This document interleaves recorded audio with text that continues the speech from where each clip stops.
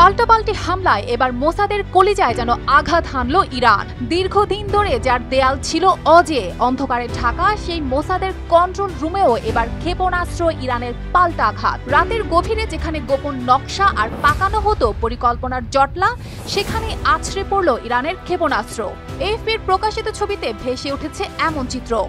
ইরানের অভিজাত Islamic revolutionary guard corps IRGC জানায়, এবার টার্গেট ছিল ইসরায়েলের প্রাণকেন্দ্র, উপকূলের শহর হারজিলিয়ায়, যেটি আগে থেকেই পরিচিত ছিল স্পর্শকাতর জায়গা হিসেবে। সেখানেই আছড়ে পড়ে ইরানের ক্ষেপণাস্ত্র। ইরানের আধা সরকারি বার্তা সংস্থা তাসনিম IRGCর বিবৃতিতে জানায়, এ হামলায় পরিকল্পনা ছিল খুবই নিখুঁত।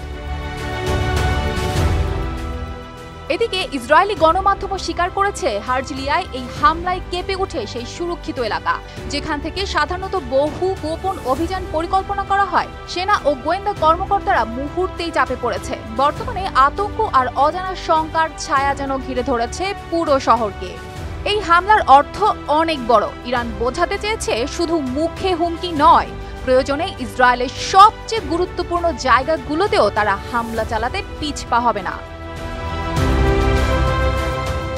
অর্পিতা জাহান, RTV।